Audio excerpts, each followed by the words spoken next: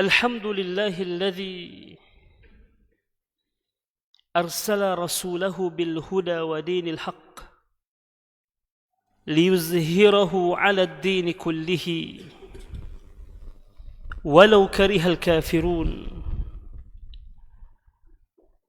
أشهد أن لا إله إلا الله وحده لا شريك له وأشهد أن محمدا عبده ورسوله. اللهم صل وسلم وبارك على نبينا محمد صلى الله عليه وعلى آله وأصحابه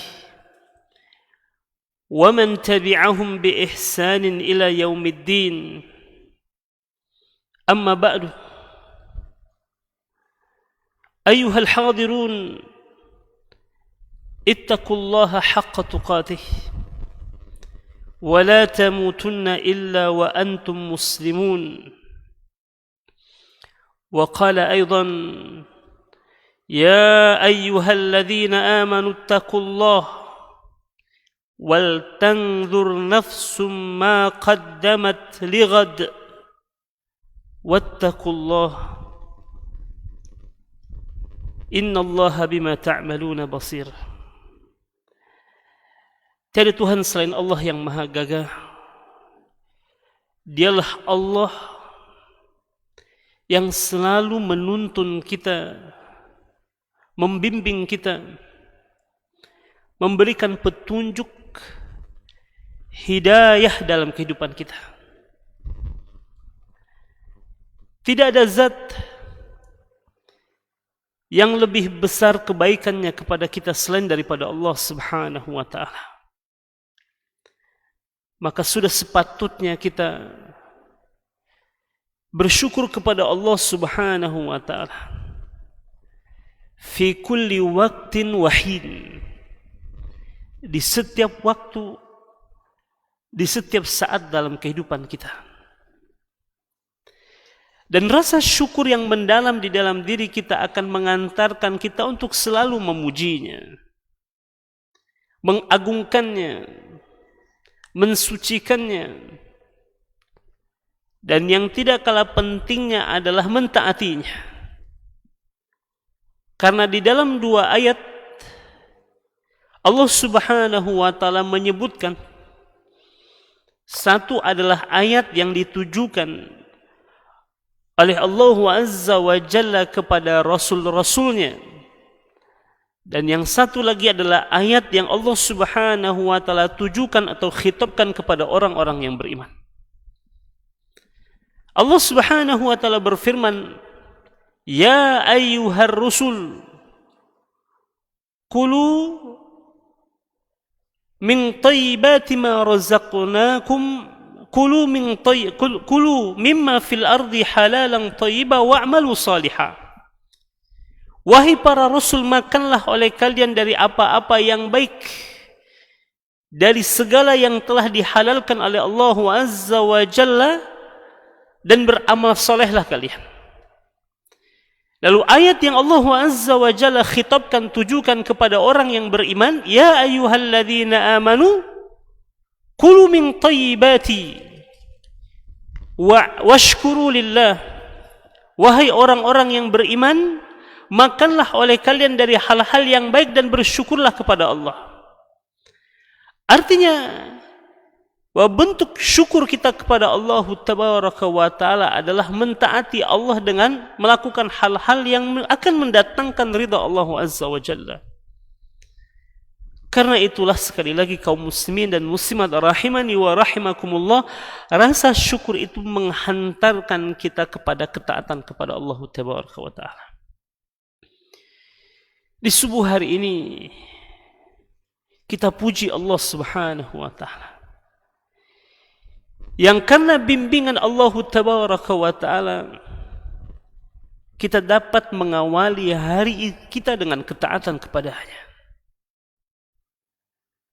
yang dengan hidayah Allah Azza wa Jalla Allah permudah segala urusan kita sehingga ringan langkah kaki kita, ayunan tangan kita, datang ke rumah Allah Azza wa Jalla, menyambut panggilan serta seruan darinya, berjalan dari tempat kita ke rumah Allah Subhanahu wa taala. Dan dalam sebuah hadis Rasul mengatakan, wa bi kulli khutwatin tamshi ila salati sadaqah. Pada setiap langkah kaki menuju rumah Allah Subhanahu wa taala adalah sedekah. Bahkan di dalam hadis yang lain Rasul juga bersabda di hadapan para sahabatnya, ala adullukum, maukah kalian kutunjukkan kepada kalian tentang sesuatu yang bisa menghapus dosa kalian dan mengangkat derajat kalian di sisi Allah Subhanahu wa taala. Dan salah satunya adalah langkah kaki kita menuju rumah Allah Subhanahu wa taala. Karena itulah tidak ada yang paling kita harapkan di subuh hari ini kecuali keridhaan Allah Tabaraka wa taala. Keridhaan Allah yang menjadi ghayah dalam kehidupan kita. Tujuan akhir dalam kehidupan kita adalah keridhaan Allah Azza wa Jalla. Bahkan ia menjadi salah satu syarat mutlak jika kita ingin diterima oleh Allah Tabaraka wa taala amal kita, maka satu alasan yang membuat kita hidup hanyalah Allah Azza wa Jalla. Keridhaan Allah. Karenanya orang yang selalu memburu keridhaan Allah Tabaraka wa taala dalam kehidupannya, dia tidak akan pernah kecewa, dan dia selalu memiliki energi yang besar dalam kehidupannya untuk beramal saleh. Tapi kalau tujuan dalam kehidupan kita hanya untuk mendapatkan dunia, pujian, balasan dari makhluk, maka dipastikan kita akan selalu dikecewakan oleh makhluk. Dan kita akan mudah letih dalam kehidupan ini.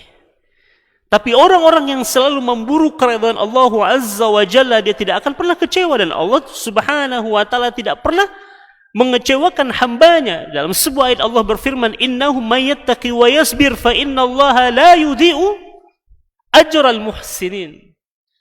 Sesungguhnya barang siapa yang bertakwa dan bersabar, Allah tidak pernah menyanyiakan balasan bagi orang-orang yang berbuat baik dalam hidupnya. Sekecil apapun, innallaha ala kulli syai'in hasiba. Atas segala sesuatu Allah perhitungkan. Kebaikan-kebaikan yang dilakukan oleh seorang hamba, tidak ada yang tidak akan dibalasi oleh Allah Azza wa Jalla. Dan bahkan dalam satu ungkapannya, Umar ibn Khattab radhiyallahu anhu menyebutkan betapa banyak, kata Umar, kam min amalin saghirin tukabbiruhu an-niyya wa kam min amalin kabir tusaghiruhu an-niyya. Betapa banyak amal-amal kecil menjadi besar di sisi Allah, nilainya, pahalanya, disebabkan niat seorang hamba. Tapi juga tidak jarang banyak di antara amalan-amalan besar yang dilakukan oleh seorang hamba menjadi tidak bernilai di sisi Allah Azza wa Jalla disebabkan salah niatnya. Karena itulah hanya satu ghayah dalam kehidupan kita. Tujuan akhir dalam kehidupan kita adalah untuk mendapatkan keridhaan Allah Azza wa Jalla. Lihat, Rasul alaihi salatu wassalam memberikan keteladanan yang sangat indah. Tatkala ia mendapatkan respon yang tidak baik dari Bani Saqif, penduduk Taif. Tatkala ia berdakwah di daerah Taif, namun respon dari penduduk Taif sangatlah tidak baik kepada Nabi Muhammad alaihi salatu wassalam. Rasul dicaci, dimaki, dihina, diusir, bahkan dilempari dengan batu. Hatta salad damu min qadamaihi at-tahirataini, sampai mengalir darah dari kedua tumit Nabi Muhammad yang suci itu.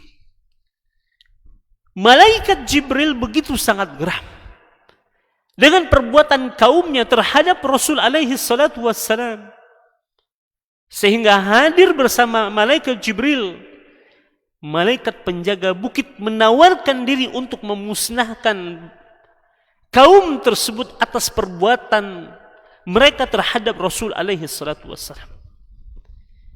Lihat doa Nabi Muhammad sallallahu alaihi wasallam tatkala ia sedang bersembunyi dari kejaran orang-orang Taif di salah satu kebun milik penduduk Taif yang bernama Atabah dan Utaibah ibn Rabi'ah. Apa kata Nabi Muhammad alaihi salatu wassalam? Allahumma ilaika ashku dha'fa quwwati wa qillata hilati wa hawani 'ala an-nasi ya arhamar rahimin. Anta rabbul mustad'afin wa anta rabbi. Ila man takilani? Ila ba'idin yattajihamuni aw ila aduwin mallaktahu amri fa in lam yakun bika ghadabun alayya fala ubali.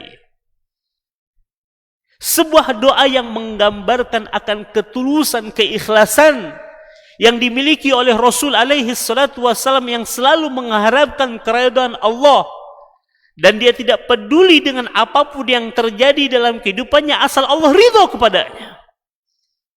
Apa kata Nabi Muhammad alaihi salatu wassalam? Ya Allah, hanya kepada Engkau aku mengadu tentang lemahnya diriku,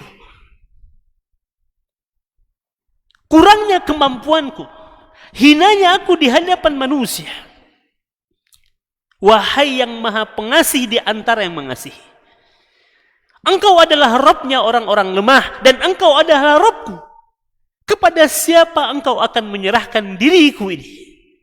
Apakah kepada orang-orang yang jauh itu yang menatapku dengan wajah yang bengis, atau kepada musuh Engkau akan serahkan diriku? Ujung dari doa Nabi Muhammad alaihi salatu wassalam begitu sangat indah. Fa illam yakun bika ghadabun alayya fala ubali. Selagi Engkau tidak murka kepadaku wahai Allah, maka aku tidak peduli apapun yang terjadi dengan diriku. Rasul tidak pernah kecewa dengan capaian yang dia dapatkan. Dari keletihan dan kesusahan, kepayahan, rasa sakit dan penderitaan yang sangat berat. Karena yang dituju oleh Rasul alaihi salatu wassalam keridhaan Allah. Dan dia tidak peduli apapun pandangan manusia terhadap dirinya, perlakuan manusia terhadap dirinya, asalkan ia mendapatkan keridhaan Allah azza wa jalla. Karena itulah ghayah dalam kehidupan seorang muslim. Tujuan akhir kita, keridhaan Allah azza wa jalla, sehingga Nabi Muhammad tidak pernah kecewa dan Rasul selalu memiliki energi yang besar dalam kehidupannya. Tidak ada capek, tidak ada lelah dan letih, karena dia selalu berharap akan keridhaan Allah azza wa jalla. Dan inilah yang ingin selalu kita bangun di dalam diri kita, agar kita tidak pernah bosan menghambakan diri kita kepada Allah, agar kita tidak pernah merasa letih untuk menghadapkan seluruh amal-amal kita untuk mendapatkan keridhaan Allah azza wa jalla. Karena kalau dunia yang ingin kita cari dari amal-amal kita ini demi Allah, semangat kita tidak akan pernah bertahan lama. Kekuatan kita tidak akan pernah bisa mencapai apa yang kita inginkan. Tapi jika keridhaan Allah menjadi ghayah dalam kehidupan kita, kita akan berani berlelah-lelah, berletih-letih, bersusah payah untuk menghambadikan diri kita kepada Allah azza wa jalla. Kan memang hidup di dunia ini untuk berlelah-lelah, berletih-letih. Istirahat seorang hamba adalah di dalam surga. Dunia ini adalah tempat kita untuk berlelah-lelah, berletih-letih, bersusah payah. Dan hanya ada dua kesibukan. Jika kita tidak disibukkan dengan ketaatan kepada Allah, maka kita akan disibukkan dengan kemaksiatan. Semakin banyak ketaatan yang kita lakukan dalam kehidupan ini akan menyingkirkan kemaksiatan dalam kehidupan kita. Manusia hanya berada dalam dua ruangan ini. Jika tidak berada dalam ruangan ketaatan, maka dia berada di ruangan kemaksiatan. Jika dia berlelah-lelah dalam ketaatan, maka dia akan berlelah-lelah dalam kemaksiatan. Dan Allah berikan pilihan. Inna hadainahu sabila imma syakira wa imma kafura. Allah telah memberikan petunjuk kepada kita. Dan Allah berikan kepada kita pilihan. Pilihan ketaatan atau kemaksiatan, kesyukuran atau kekufuran, kebaikan atau keburukan. Pilihan itu saat ini masih Allah berikan kepada kita. Dan pastikan pilihan kita ada dalam ketaatan kepada Allah Azza wa Jalla. Keletihan kita di dunia ini dalam rangka untuk taat kepada Allah. Kesusahan kita berada dalam kebaikan. Na'udzubillah jika kita justru berada dalam keburukan. Karena itulah sekali lagi di subuh yang penuh berkah ini, mari kita sempurnakan penghambaan kita kepada Allah Azza wa Jalla dengan selalu memuji Allah Subhanahu wa Ta'ala. Karena dalam sebuah hadis Rasul alaihi salatu wassalam menyebutkan bahwa derajat kesyukuran sama dengan derajat kesabaran. Dari Abi Hurairah radhiyallahu anhu, dia mengatakan, la a'lamuhu illa anin nabi sallallahu alaihi wasallam qala lit-ta'imi asy-syakir mithlu lis-sha'imi as-sabir, kata Rasul. Rasul mengatakan orang yang makan dengan bersyukur akan mendapatkan yang sama dengan orang puasa, namun dia bersabar di atas ketaatannya kepada Allah Azza wa Jalla. Karenanya jangan pernah luput dari mensyukuri atas sekecil apapun nikmat yang Allah berikan kepada kita. Jangan pernah luput untuk membaca kebaikan Allah dalam kehidupan kita. Meskipun hanya satu tegukan air. Meskipun hanya dengan sebutir nasi. Karena itulah Rasul alaihi wasallam menyebutkan dalam sebuah hadis, ya, janganlah salah seorang di antara kalian membersihkan tangannya, menyapu tangannya hatta yal'aqaha aw yuliqaha, hingga dia menjilatinya atau dijilati, kata Rasul. Agar apa? Agar tidak ada yang terbuang dari nikmat Allah Azza wa Jalla, walaupun hanya sebutir nasi. Karena itulah Rasul mengatakan, lit-ta'imi asy-syakir mithlu ma lis-sha'imi as-sabir. Orang yang makan dengan penuh kesyukuran, derajatnya sama atau mendapatkan hal yang sama dengan orang yang berpuasa dengan penuh kesabaran. Mudah-mudahan setiap detik waktu yang berlalu dalam kehidupan kita adalah kesyukuran kita kepada Allah Azza wa Jalla. Dan buah dari kesyukuran itu adalah amal saleh, ketaatan kita kepada Allah Tabaraka wa Ta'ala. Salat dan salam bersama kita senandungkan untuk Rasulullah sallallahu alaihi wasallam. Kaum muslimin dan muslimat rahimani wa rahimakumullah. Di subuh hari ini kembali kita bermajlis di majlisnya Rasul alaihi salatu wassalam. Majlis di mana kita membaca hadis-hadis Rasul alaihi salatu wassalam. Mengambil pelajaran darinya, merujuk kepadanya, memahaminya, berusaha untuk mengikutinya. Terhadap sunnah Nabi Muhammad kita berusaha untuk mengikutinya semampu kita, bukan semau kita. Sekali lagi, terhadap sunnah Rasul kita berusaha untuk menghidupkannya semampu kita, bukan semau kita. Jangan hanya melihat keuntungan, ringan atau berat, mengenakan atau tidak. Tapi kita berusaha dari sunnah-sunnah yang telah ditinggalkan oleh Rasul alaihi salatu wassalam, mengamalkannya semampu kita. Terhadap yang tidak kita mampu, beristighfarlah kepada Allah Azza wa Jalla. Jadi bukan semau kita, tapi semampu kita menghidupkan sunnah Rasul alaihi salatu wassalam, karena ia adalah jalan kehidupan kita. Karena ia adalah din, pegangan dalam kehidupan kita. Dan Rasul dalam sebuah wasiatnya menyebutkan, taraktu fikum amraini in tamassaktum bihima lan tadillu abadan. Kutinggalkan kepada kalian dua perkara yang jika kalian berpegang teguh padanya, karena kalian tidak akan pernah tersesat. Dan dua perkara itu adalah Al-Quran wa Sunnah.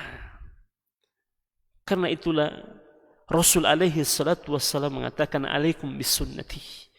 Hendaklah kalian berpegang teguh pada sunnahku. Addu alaiha bin nawajis. Gigit ia dengan gigi geraham kalian. Artinya pegang teguh. Jangan pernah lepaskan. Karena kalau kita melepaskan sunnah Rasul dalam kehidupan kita, maka sama dengan kita melepaskan agama dari diri kita. Dan di pagi hari ini kita akan mengambil fawaid, pelajaran-pelajaran yang sangat berharga dari sebuah hadis Rasulullah sallallahu alaihi wasallam. Hadis ini datang dari seorang sahabat Nabi Muhammad yang bernama Abi Hurairah radhiyallahu anhu. Dan kita telah banyak membahas tentang sahabat Abi Hurairah radhiyallahu an dalam pertemuan-pertemuan yang lalu. Seorang sahabat yang secara umur keislamannya mungkin lebih muda dibandingkan dengan sahabat-sahabat yang lainnya. Tapi meskipun usia keislamannya lebih muda dibandingkan dengan sahabat-sahabat yang lainnya, tapi ia termasuk bahkan menjadi sahabat Rasul yang paling banyak meriwayatkan hadis-hadis Rasul alaihi wasallam. Karena sejak dia masuk Islam, dia tidak pernah melepaskan kehadirannya bersama Nabi Muhammad alaihi wasallam. Tidak pernah absen dalam majlis Nabi Muhammad. Di mana ada Rasul, di situ ada Abu Hurairah. Di mana ada Rasul, di situ Abu Hurairah memperhatikan Rasul alaihi wasallam dengan penuh seksama. Baik perkataannya, perbuatannya, ketetapannya, tidak ada yang luput dari pengamatan Abu Hurairah. Padahal tadi usia keislamannya lebih muda dibandingkan dengan sahabat yang lainnya. Tapi sejak dia masuk Islam, menjadikan dirinya selalu mulazamah, mendampingi, membersamai Rasul alaihi salatu wassalam, mengambil pelajaran dari Nabi Muhammad alaihi salatu wassalam, sehingga ia menjadi seorang sahabat Rasul yang paling banyak meriwayatkan hadis-hadis Rasulullah SAW. Termasuk hadis yang kita akan baca dan bahas serta pelajari di subuh hari ini, di mana Abu Hurairah mengatakan, qala Rasulullah sallallahu alaihi wasallam. Telah bersabda Rasulullah sallallahu alaihi wasallam. Apa hadis Nabi Muhammad alaihi salatu wasallam yang diriwayatkan oleh Abu Hurairah kali ini? Rasul bersabda, min husni islamil mar'i tarkuhu ma la ya'ni. Hadisnya termasuk di antara hadis yang pendek, dan salah satu sifat bicara Rasul alaihi salatu wassalam, jami'un mani'un. Rasul kalau berbicara itu tidak banyak, Pak. Tapi sedikitnya bicara Rasul alaihi salatu wassalam menghimpun makna yang begitu sangat luas dalam setiap perkataannya. Rasul alaihi salatu wassalam hanya mengatakan, min husni islamil mar'i tarkuhu ma la ya'ni, kata Rasul. Sebuah hadis yang mengandung makna yang begitu sangat dalam, menunjukkan tanda dan ciri seorang muslim, bahkan baiknya seorang muslim. Karena Rasul alaihi salatu wassalam di dalam hadisnya ini mengawalinya dengan mengatakan, min husni islamil mar'i, di antara tanda baiknya keislaman seseorang, kata Rasul. Dan perlu kita pahami bahwa Islam ini adalah jam'ul mahasin. Agama Islam ini adalah kumpulan-kumpulan kebaikan. Tidak ada satupun syariat, ajaran, hukum, ketetapan yang ada di dalam agama Islam melainkan semuanya baik. Semuanya baik. Karena yang menetapkan syariat di dalam agama Islam ini adalah Allah yang maha baik. Karenanya tidak ada yang tidak baik di dalam agama Islam. Biyadikal khair, di tangan Allah semua ketetapan itu baik. Meskipun dalam pandangan manusia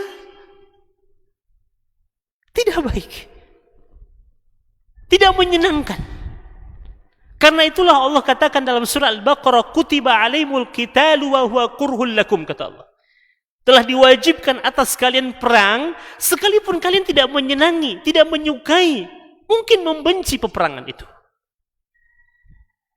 Tapi lihat, asa an takrahu syai'an wa huwa khairul lakum. Bisa jadi kalian membenci sesuatu, tapi itu baik untuk kalian menurut Allah. Wasa an tuhibbu syai'an wa huwa syarrul lakum, dan bisa jadi kalian menyenangi sesuatu, menyukai sesuatu, tapi dalam pandangan Allah itu buruk untuk kalian. Wallahu ya'lamu wa antum la ta'lamun. Dan Allah tahu sedangkan kalian tidak tahu apa-apa. Karenanya semua syariat yang ada di dalam agama Islam adalah baik. Karena Islam ini adalah jam'ul mahasin, kumpulan dari kebaikan-kebaikan. Ya. Islam ini adalah kumpulan kebaikan. Dan dalam satu keterangan dikatakan wa mahasinul Islam kullaha tajtami'u fi kalimataini. Adapun kebaikan Islam ini semuanya terkumpul dalam dua kalimat. Di saat Allah Azza wa Jalla berfirman dalam surat An-Nahl ayat 90, apa kata Allah Azza wa Jalla di dalam ayat ini? Innallaha ya'muru bil adli wal ihsani. Sesungguhnya Allah memerintahkan untuk berlaku adil dan berbuat baik. Di kumpulan kebaikan itu berada dalam dua ayat ini. Allah perintahkan kita untuk berlaku adil dan berbuat baik. Keadilan ini adalah pangkal dari semua kebaikan.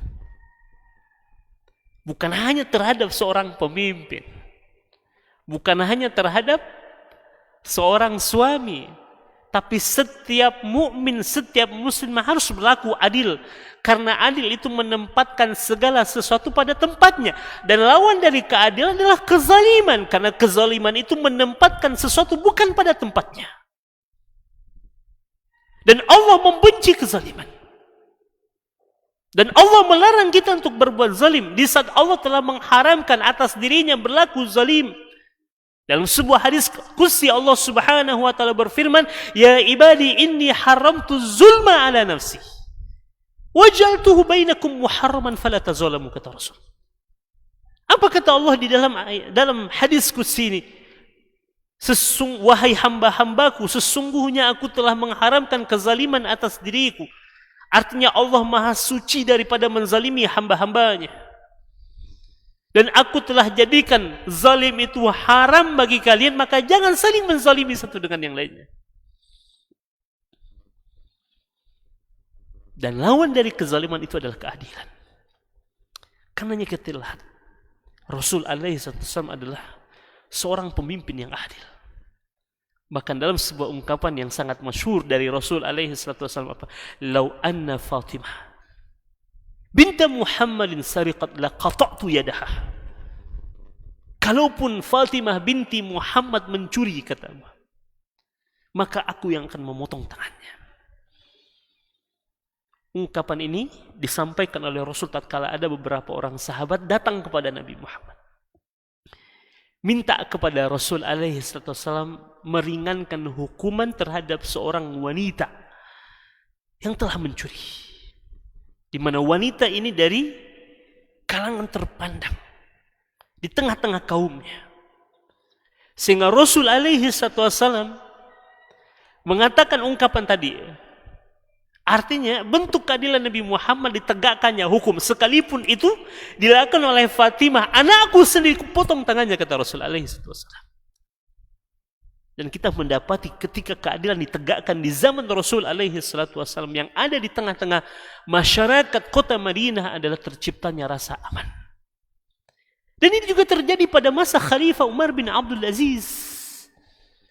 Ketika beliau menegakkan keadilan di tengah-tengah rakyatnya, di tengah-tengah wilayah kepemimpinannya, rasa aman dirasakan oleh setiap masyarakat, setiap warga, bahkan umat non-muslim yang menjadi bagian dari kekuasaan.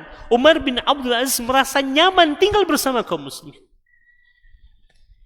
Terjadi di daerah Samarkand ketika seorang panglima perang bernama Qutaibah bin Muslim al-Bahili menguasai wilayah Samarkand. Dan orang-orang Samarkand tahu, dan saat itu mereka belum muslim, mereka tahu bahwa kaum muslimin tatkala menaklukkan satu wilayah, menguasai satu wilayah, sebelum mereka memerangi, ada beberapa prosedur yang harus dijalankan. Satu, tawarkan mereka untuk masuk Islam. Kalau mereka tidak mau, pilihan kedua, bayar jizyah. Kalau mereka juga tidak mau, maka baru perangi. Namun Qutaibah bin Muslim al-Bahili, seorang panglima perang pada saat itu, tidak menjalankan prosedur itu.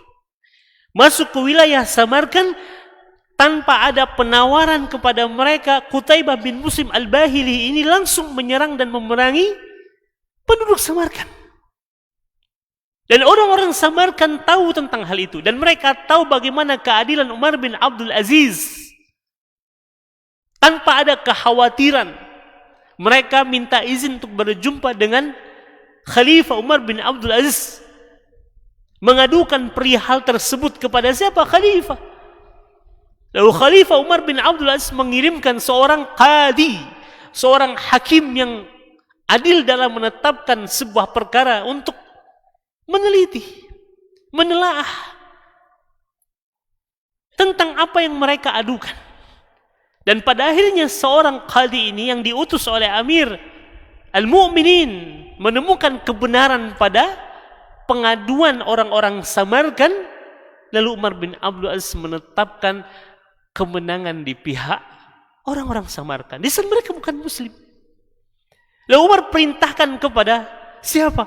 Tentara kaum muslimin, bahkan orang muslim yang sudah mukim di wilayah Samarkand, untuk meninggalkan dan keluar dari wilayah Samarkand. Artinya kalau mau masuk wilayah Samarkand, prosedur itu harus dijalankan dulu. Ajak mereka masuk Islam. Kalau tidak, bayar jizyah. Kalau tidak, baru diperangi. Melihat keadilan khalifah dan keluarnya kaum muslimin dari wilayah mereka, apa kata orang-orang Samarkand? Betapa meruginya kita jika membiarkan mereka pergi meninggalkan daerah kita. Mereka itu adalah orang yang jujur, mereka adalah orang yang adil, memiliki muamalah yang baik dengan kita. Bawa mereka untuk masuk kembali ke wilayah Samarkand. Dan apa yang terjadi? Akhirnya mereka menerima Islam sebagai agama mereka. Ketika keadilan ditegakkan, keamanan itu dirasakan. Bahkan kesejahteraan terasa. Selama Khalifah Umar bin Abdul Aziz memimpin, tidak ada satupun di antara kaum muslimin yang menjadi mustahik zakat. Dan tatkala Umar bin Abdul Aziz memerintahkan kepada pengawalnya untuk membagikan harta dari Baitul Mal, apa kata pengawal Umar bin Abdul Aziz? Ya Khalifah, ya Amirul Mu'minin, sungguh kami tidak mendapati orang yang miskin di wilayah kekuasaanmu, kecuali engkaulah yang kami lihat miskin, kata pengawalnya. Masya Allah. Ketika keadilan ditegakkan, rasa aman itu dirasakan. Ketika keadilan ditegakkan, Allah memberkahi penduduk tersebut. Bahkan dalam sebuah hadis, Rasul mengatakan, la tazalu hadhihi al-ummah fi khair ma idza qalat sadaqat wa idza hakamat adalat. Umat ini akan selalu berada dalam keadaan baik jika kejujuran masih ada. Yang kedua, keadilan masih ditegakkan. kebaikan apa yang akan bisa diharapkan dari umat ini ketika kejujuran telah hilang, keadilan telah musnah? Karenanya jadilah benteng terakhir dari kebaikan di tengah-tengah umat ini. Satu, dengan selalu berlaku jujur. Dua, dengan menegakkan keadilan sesuai dengan kemampuan kita. Terhadap anak berlaku adillah. Bahkan Rasul dalam sebuah hadisnya, subhanallah, ini peringatan bagi kita sebagai orang tua, Bapak Ibu sekalian, jangan remehkan ini. Rasul alaihi salatu wassalam melarang kita untuk berlaku tidak adil di tengah-tengah anak kita. Apa kata Rasul? I'dilu baina auladikum. Bahkan 2 kali Rasul alaihi salatu wassalam mewasiatkan i'dilu baina auladikum. Berlaku adillah kalian di antara anak-anak kalian, kata Rasul. Berlaku adillah kalian di tengah-tengah anak kalian. Kadang-kadang tanpa kita sadari, Bapak Ibu sekalian, melebihkan anak satu dengan anak yang lainnya. Kalau kasih sayang memang kita tidak bisa bohong, Pak. Mungkin kita terhadap anak yang satu mungkin lebih sayang dibandingkan dengan anak yang lainnya. Kalau perasaan kita tidak bisa, tapi kalau terhadap perbuatan, perlakuan kita tidak boleh tidak adil. Bahkan terhadap anak, terhadap para istri, kalau lebih dari satu ya Pak, wajib berlaku adil dalam pembagian giliran dan nafkah. Dan Nabi Muhammad alaihi salatu wassalam salah satu yang menghadirkan kebahagiaan di tengah-tengah keluarga Rasul, karena Rasul selalu berlaku adil kepada para istrinya. Baik dalam pembagian giliran atau dalam nafkah. Dan terhadap anak-anaknya, Rasul alaihi salatu wassalam berlaku adil. Kami itu tegakkan keadilan semampu kita dalam kehidupan kita. Karena dia adalah perintah Allah. Jadi berbicara tentang keadilan bukan berbicara tentang seorang pemimpin saja. Tapi kita sebagai seorang manusia juga bisa berlaku adil. Di tengah-tengah kehidupan kita, bahkan terhadap diri kita pun kita diperintahkan oleh Allah dan Rasulnya untuk berlaku adil. Karenanya Rasul alaihi salatu wassalam menyalahkan 3 orang sahabat yang mengazamkan dirinya. 1, dia akan berpuasa setiap hari. 2, dia akan qiyam di sepanjang malamnya. Yang 3, dia tidak akan menikah. Rasul alaihi salatu wassalam melihat azam para sahabat ini salah, walaupun sekilas dia adalah ibadah. Kata Rasul bahwa saya adalah orang yang paling bertakwa kepada Allah Subhanahu wa taala. Saya sholat malam tapi saya juga tidur. Saya berpuasa tapi saya juga iftar, kata Rasul. Dan saya menikahi wanita, kata Rasul. Artinya ada hak-hak diri yang harus kita tunaikan. Bahkan terhadap diri sendiri kita harus berlaku adil. Terhadap diri harus berlaku adil. Jadi cerita tentang keadilan ini bukan semata-mata cerita tentang seorang pemimpin. Bahkan terhadap diri kita pun kita diperintahkan oleh Allah dan Rasul untuk berlaku adil. Ada saat-saat di mana kita harus istirahat. Ada saat-saat di mana kita harus menunaikan hak-hak tubuh kita dengan istirahat, makan. Ada masa-masa di mana kita perlu kemudian duduk di majlis ilmu. Ada masa-masa di mana kita bercengkrama dengan keluarga, dengan karib kerabat. Rasul juga bercanda dengan para sahabatnya. Tapi lihat candaan Nabi Muhammad jauh dari kesisiaan. Candanya Nabi Muhammad jauh dari kebohongan. Candaan Rasul jauh dari penghinaan terhadap seseorang. Tidak seperti hari ini kita bercanda tapi kita melecehkan orang lain. Kita bercanda tapi kita berbohong. Bahkan kita bercanda dengan cara apa? Menghinakan diri kita sendiri. Dan Rasul tatkala kemudian bercanda dengan para sahabatnya, Rasul tidak pernah menyakiti hati orang lain. Ada masa-masa di mana kita harus benar-benar mengencangkan ikat pinggang kita dalam beribadah kepada Allah SWT. Jadi Rasul selalu menempatkan segala sesuatu pada tempatnya, dan itu adalah keadilan. Innallaha ya'muru bil adli wal ihsan. Dan ihsan ini apa? Kebaikan, berbuat baik. Innallaha katabal ihsana ala kulli syai. Sesungguhnya Allah telah mewajibkan untuk berbuat baik terhadap segala sesuatu. Terhadap segala sesuatu. Bahkan faida qataltum fa ahsinul qitlata. Kalau kalian membunuh di medan peperangan, di saat menegakkan hukum Allah, kisos, had dan lain sebagainya, maka fa ahsinul qitlata, maka bunuhlah dengan cara terbaik. Bahkan wa idza zabahtum fa ahsinul dzibha. Kalau kalian menyembelih hewan, nih sebentar lagi Idul Adha, fa ahsinul dzibhata, maka sembelihlah hewan itu dengan cara terbaik. Wal yuhidda ahadukum syafratahu wal yurih dzabihatahu. Maka hendaklah kalian apa? Menajamkan pisau dan membuat senang terlebih dahulu hewan sembelihan kalian. Kalau terhadap menyembelih saja Allah perintahkan kita untuk berbuat baik, apalagi terhadap yang lebih besar, lebih daripada itu Bapak Ibu sekalian. Karenanya kebaikan ini berkumpul di dalam agama Islam. Dan Rasul menyebutkan bahwa di antara tanda baiknya keislaman seorang mukmin, seorang muslim, apa itu Pak? Dalam hadis Rasul katakan, tarkuhu ma la ya'nihi.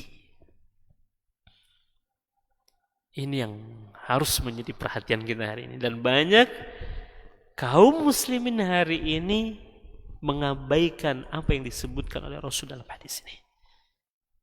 Di antara tanda baiknya keislaman seseorang itu adalah meninggalkan sesuatu yang tidak penting atau yang tidak bermanfaat,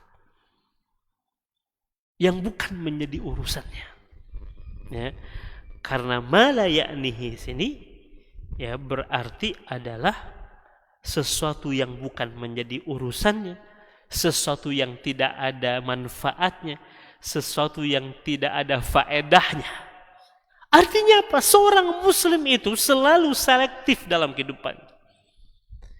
Dia hanya melakukan perkara-perkara yang menjadi urusannya, yang bermanfaat untuk dunia dan akhiratnya, yang akan mendatangkan keridhaan Allah Azza wa Jalla. Itulah fokus seorang mukmin, seorang muslim. Namun terhadap urusan yang bukan menjadi urusannya dia tinggalkan. Namun terhadap perkara yang tidak ada manfaatnya dia tinggalkan. Terhadap perkara yang tidak ada kebaikannya dia akan menjauhinya. Bahkan dikatakan anna tarkal insan ma la yahtammu bihi wa la tata'allaqu bihi umurah wa hajatahu min husni islamihi. Ketika seseorang meninggalkan apa yang bukan menjadi urusannya, apa yang bukan menjadi sesuatu yang berkaitan dengan dirinya, kepentingannya, kebutuhannya, dan itu adalah salah satu tanda baiknya keislaman seseorang. Artinya apa? Jika seseorang menyibukkan dirinya terhadap apa yang bukan menjadi urusannya, terhadap apa yang tidak bermanfaat dalam kehidupannya baik dunia maupun akhiratnya, laisa bidzalika hasan, berarti dia tidak sedang dalam keadaan baik keislamannya. Wa hadza yaqa katsiran, dan ini banyak terjadi di tengah-tengah kaum muslimin. Berbicara sesuatu yang tidak penting, sesuatu yang bukan menjadi urusannya, sesuatu yang bukan menjadi hajatnya. Bahkan kemudian berusaha untuk ikut campur dalam urusan-urusan yang bukan menjadi urusannya. Betapa banyak hari ini terjadi di tengah-tengah kaum muslimin, Bapak Ibu. Kita disibukkan oleh sesuatu yang bukan menjadi urusan kita. Sesuatu yang bukan menjadi kepentingan kita. Sesuatu yang bukan seharusnya kita masuk ke dalamnya, lalu kemudian kita mencemplungkan diri kita ke dalam sesuatu yang bukan menjadi urusan kita, Bapak Ibu. Karenanya dikatakan annahu yanbaghi lil insan. Karenanya seorang mukmin, seorang muslim seharusnya hanya berfokus pada hal-hal yang bisa meningkatkan keislamannya, kebaikannya dalam kehidupannya. Dengan cara apa? Meninggalkan apa-apa yang bukan menjadi urusannya. Li'annahu idza ishtaghala bi umurin la tahummuhu wa la ta'ni faqad at'aba nafsah. Karena jika seseorang menyibukkan dirinya pada perkara-perkara yang bukan menjadi urusannya, sesuatu yang tidak ada manfaatnya, maka dia sedang melakukan perkara-perkara yang sia-sia, bahkan bisa menjerumuskan dirinya dalam perkara yang diharamkan oleh Allah Azza wa Jalla. Tanpa sadar, Pak, kita berbicara tentang sesuatu, ternyata kita sedang menggibah seseorang. Tanpa sadar kita berbicara tentang satu perkara, kita sedang kemudian mengumbar fitnah, kebohongan, dusta di tengah-tengah kaum muslimin, mencemarkan nama baik saudara kita muslim, di mana Rasul alaihi wasallam dalam sebuah hadis menyebutkan tentang dahsyatnya bahaya lidah ini, Bapak Ibu sekalian. Bahkan ketika Rasul menyampaikan kepada seorang sahabat yang bernama Mu'adz bin Jabal radhiyallahu anhu tentang beberapa nasihat. Satu, Rasul menyampaikan tentang apa? Perkara yang bisa memasukkan seseorang ke dalam surga, menjauhkan seseorang dari azab di neraka. Yang kedua, Rasul menyebutkan tentang pintu-pintu kebaikan. Lalu Rasul juga menyampaikan kepada Mu'adz bin Jabal tentang apa? Ra'sul amri, pokok dari semua perkara, tiangnya dan puncak dari semua perkara. Dan di akhir penuturan Rasul menyebutkan, maukah engkau kutunjukkan kepadamu tentang sesuatu yang jika ada pada dirimu, maka semua tadi yang telah kusebutkan engkau akan dapatkan, kata Rasul. Tentu Mu'adz bin Jabal mengatakan, bala ya Rasulullah. Dan ternyata pangkal dari seluruh kebaikan itu, kata Nabi Muhammad, kuffa alaika hadza. Seraya Rasul mengeluarkan lidahnya, dan Rasul mengatakan, kuffa alaika hadza, jaga oleh engkau ini, kata Rasul. Artinya kebaikan-kebaikan yang tadi disebutkan oleh Rasul, jika tidak dibingkai dengan menjaga lisan, maka akan sia-sia. Dan hari ini banyak kita terjebak perbincangan sesuatu yang kemudian bukan menjadi urusan kita. Sia-sia, kebohongan, fitnah, adu domba. Dan saat lisan inilah, kata Nabi Muhammad alaihi salatu wasallam, banyak orang yang terjerembab ke dalam neraka disebabkan oleh lisan mereka. Karenanya seorang mukmin, seorang muslim selektif terhadap perkataan yang dia ucapkan, perbuatan yang dia lakukan. Dan fokus kita hanyalah pada hal-hal yang menjadi urusan kita, hajat kita, manfaat bagi kita. Lalu ada yang bertanya, ya, tatkala kemudian di antara tanda baiknya keislaman seseorang meninggalkan sesuatu yang bukan menjadi urusannya. Wa huwa hal taraka al-'abdu ma la ya'ni tarkul amru bil ma'ruf wa nahyu 'anil munkar. Ketika kita meninggalkan sesuatu yang bukan menjadi urusan kita, apakah sama dengan meninggalkan amar ma'ruf nahi munkar? Karena ada orang, Pak, tatkala kita menasehatinya, ini bukan urusan Anda, gitu kan. Ngapain urusan yang bukan menjadi urusan Anda? Padahal kita menegakkan amar ma'ruf nahi munkar. Apakah memahami hadis ini? Kemudian kita katakan, itu bukan urusan saya. Ketika kita melihat kemaksiatan ada di hadapan kita, ketika seseorang berbuat dosa, lalu kemudian kita katakan, bukan urusan saya. Apakah begitu maknanya, Pak? Tidak. Kenapa? Karena amar ma'ruf nahi munkar itu menjadi urusan kita. Dan yang memerintahkan kita untuk menegakkan amar ma'ruf nahi munkar adalah Allah Azza wa Jalla. Bahkan inilah yang menjadikan umat Nabi Muhammad istimewa dibandingkan dengan umat-umat yang lainnya, karena adanya perintah amar ma'ruf nahi munkar ini. Allah katakan dalam sebuah ayat, kuntum khaira ummatin ukhrijat lin-nasi ta'muruna bil ma'rufi wa tanhauna 'anil munkar wa tu'minuna billah. Sekalipun Nabi Muhammad telah wafat dan tidak ada nabi setelah Nabi Muhammad alaihi salatu wasallam, namun tugas kenabian itu tetap diwariskan dan diteruskan oleh umatnya Nabi Muhammad. Umat-umat terdahulu tidak punya kewajiban untuk menyampaikan dakwah dan risalah Nabi mereka kepada yang lainnya. Mereka soleh untuk diri mereka sendiri, paling banter keluarga mereka. Yang berdakwah itu siapa? Nabi dan Rasulnya. Tapi tidak dengan umatnya Nabi Muhammad. Yang menjadikan umat Nabi Muhammad istimewa dibandingkan dengan umat-umat yang lainnya, sehingga mendapatkan gelar khairu ummah disebabkan tegaknya amar ma'ruf nahi munkar. Jadi kalau kita melihat kemaksiatan, bukan berarti kemudian kita berdiam diri mengatakan ini bukan urusan saya. Ya. Karena amar ma'ruf nahi munkar ini menjadi urusan kita. Jadi seseorang ketika dia dinasehatin nggak boleh mengatakan ini bukan urusan Anda. Dan Anda sudah tahu bahwa tanda baiknya keislaman seseorang, dia hanya meninggalkan sesuatu yang bukan menjadi urusannya. Dan ini bukan urusan Anda. Tidak, amar ma'ruf nahi munkar itu menjadi urusan kita. Justru ketika amar ma'ruf nahi munkar ini tidak lagi ada di tengah-tengah umat ini, maka tunggulah kehancuran dari umat ini, Pak. Rasul dalam sebuah hadis mengibaratkan amar ma'ruf nahi munkar ini seperti orang yang sedang naik kapal. Ya, naik kapal. Dan bersama-sama naik kapalnya, Pak. Di kapal itu ada dek 1, dek 2, dek 3.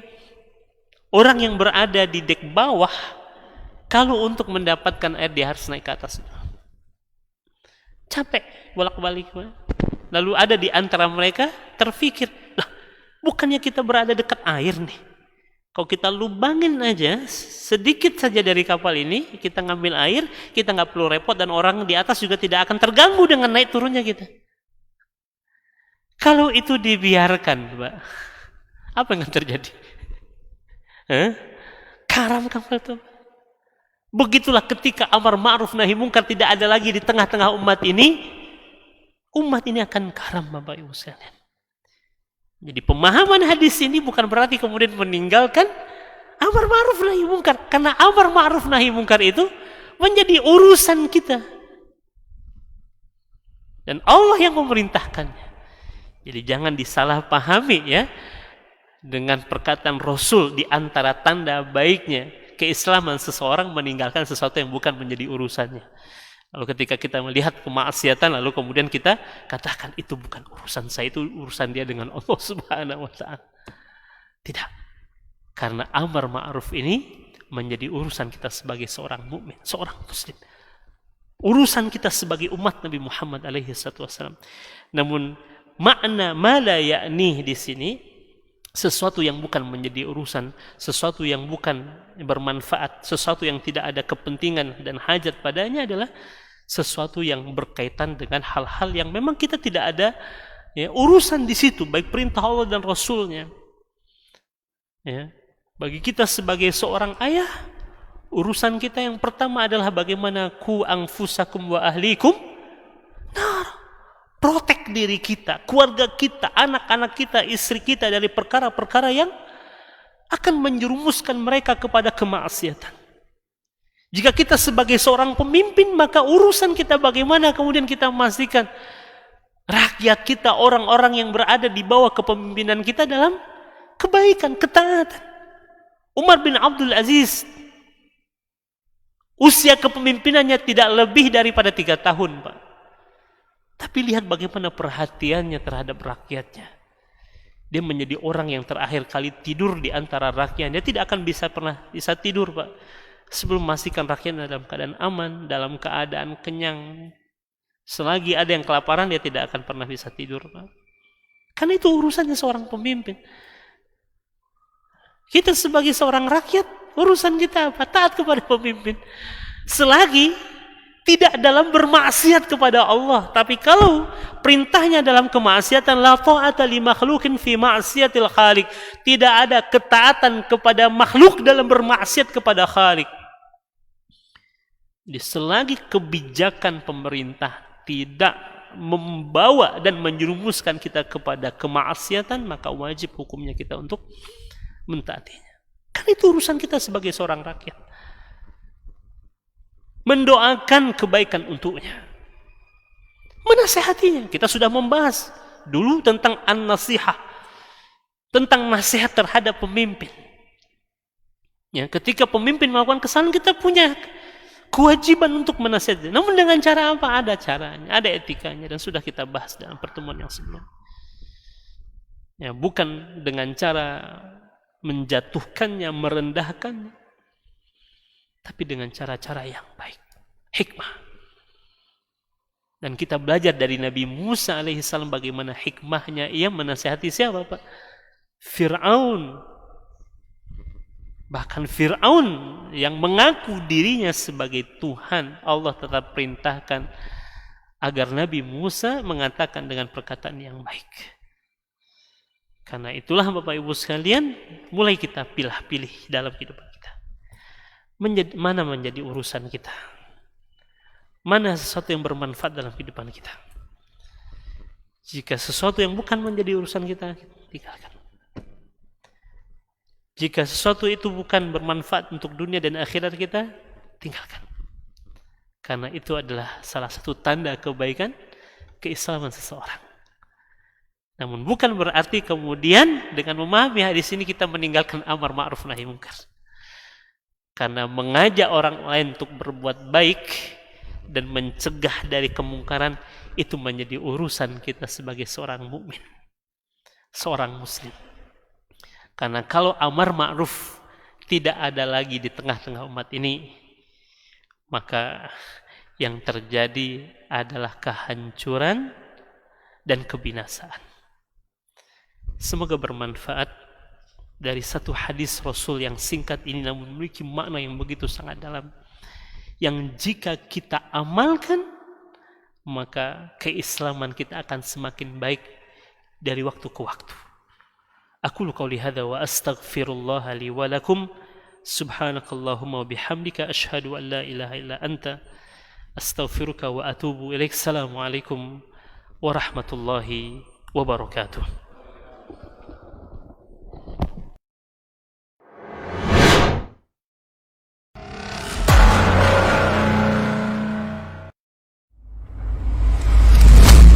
Kalau Umar ini subhanallah, yang diinginkannya tuh generasi-generasi luar biasa, orang-orang hebat. Lalu kemudian apa yang dilakukan oleh Umar? Fa'asta'miluhu fi ta'atillah. Aku gunakan mereka ini di dalam ketaatan kepada Allah. Ketika kaum muslimin itu memiliki penyakit namanya wahan, yaitu hubbud dunya wa karahiyatul maut, cinta dunia dan takut akan kematian. Lalu Nabi menjawab dengan yang lebih penting. Apa itu? Madza a'datta laha? Apa yang engkau siapkan untuk kiamat itu? Bin Sulaiman tadi, inti yang bisa kita ambil apa? Solehkan diri kita. Solehkan diri kita sebelum mencari rezeki. Karena kalau kita tidak soleh, kalau kita tidak bertakwa kepada Allah Subhanahu wa ta'ala dalam mencari rezeki itu akan terasa sulit.